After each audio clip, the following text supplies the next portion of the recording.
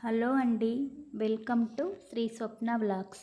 ఈరోజు మనం చాలా రుచికరమైన కాంబినేషన్ తయారు చేయబోతున్నాం. హోటల్ స్టైల్ జీరా రైస్, దాని పర్ఫెక్ట్గా సరిపోయే మిర్చికా సాలన్, ఇంకా చల్లగా రైతా. ఈ మూడు కలిసి తింటే చాలా టేస్టీగా ఉంటాయి. మరి ఆలస్యం చేయకుండా రెసిపీని స్టార్ట్ చేద్దాం. ముందుగా బాస్మతి బియ్యాన్ని కడిగి కొద్దిసేపు నానబెట్టుకోవాలి. తరువాత 4 గ్లాసుల వాటర్ పోసుకొని బాగా మరిగించాలి. వాటర్ మరిగిన తరువాత నానబెట్టిన బియ్యాన్ని ఉడికించాలి. ఇది మనకు 90% ఇలా ఉడికిన తరువాత వాటర్ను సపరేట్ చేసుకొని బియ్యాన్ని వేరేగా ఉంచాలి. తరువాత ఆయిల్ హీట్ చేసి 2 లవంగాలు, 2 యాలకులు, దాల్చిన చెక్క, బిర్యానీ ఆకు వేసి వేయించాలి. తరువాత చిన్నగా కట్ చేసుకున్న వెల్లుల్లిపాయ ముక్కలను కూడా వేసి వేయించాలి. ఇవి కొద్దిగా వేగిన తరువాత పచ్చిమిర్చి, ఎండుమిర్చి కూడా వేసి వేయించాలి. తరువాత జీలకర్ర, సాజీరా రెండూ కలిపి చిటపటమనే వరకు బాగా వేయించాలి.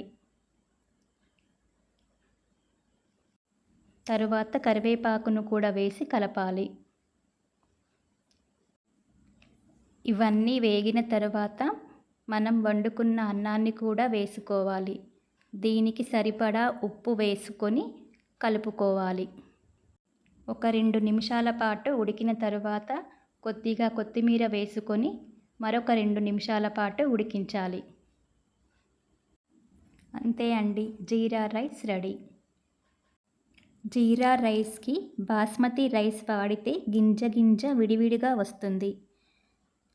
జీలకర్రను ఎక్కువగా వేయించండి, లేకుంటే చేదుగా వస్తుంది. ఇప్పుడు ఈ జీరా రైస్కి బెస్ట్ కాంబినేషన్ అయిన మిర్చికా సాలన్ తయారు చేద్దాం. ముందుగా ప్యాన్ హీట్ అయిన తరువాత పల్లీలను వేసి వేయించాలి.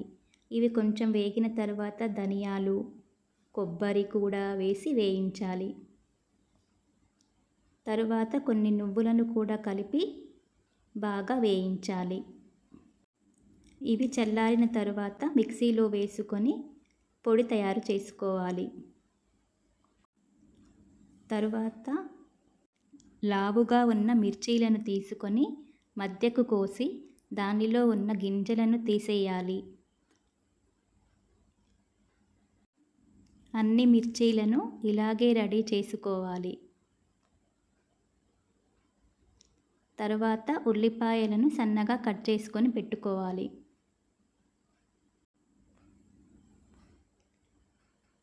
ప్యాన్లో ఆయిల్ వేసి వేడి చేయాలి. తరువాత మనం రెడీ చేసి పెట్టుకున్న మిర్చీలను వేసి బాగా వేయించాలి. ఇవి బాగా వేగాలి. ఇలా వేగిన తరువాత వీటిని తీసి పక్కన పెట్టుకోవాలి.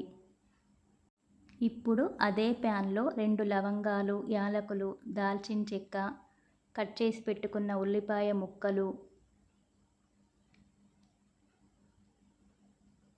కొద్దిగా పసుపు వేసి బాగా కలపాలి. తరువాత చిన్న అల్లం ముక్క, 2 ఎల్లిపాయలు, కొద్దిగా చింతపండు వేసి బాగా మగ్గించాలి. ఇవి బాగా మగ్గిన తరువాత మనం ఇందాక రెడీ చేసుకున్న పొడిలో వేసి వాటర్ కలిపి మెత్తని గ్రేవీలా తయారు చేసుకోవాలి. తరువాత ఆయిల్ హీట్ చేసుకొని తాలింపు గింజలు, కొద్దిగా కరివేపాకు వేసి వేయించాలి. ఇప్పుడు మనం రెడీ చేసుకున్న గ్రేవీని కూడా దాంట్లో వేసుకోవాలి. దీనికి సరిపడా కారం, తగినంత ఉప్పు వేసుకొని బాగా కలుపుకోవాలి.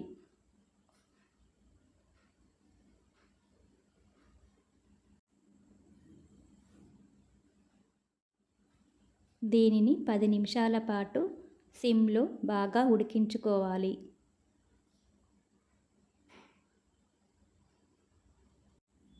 ఇది బాగా ఉడికిన తరువాత మనం వేయించుకున్న మిర్చీలను కూడా దీనిలో వేసి కలుపుకొని 5 నిమిషాల పాటు ఉడికించాలి. ఇది చిక్కబడే వరకు ఉడికించాలి.